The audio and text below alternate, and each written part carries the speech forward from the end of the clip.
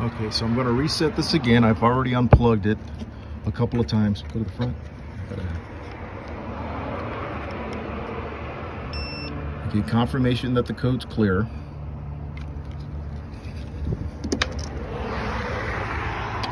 And this is me trying to establish the first sequence of the change code. And I get a constant beep. Together, one at a time. Change the code. Try it. Mechanisms trying.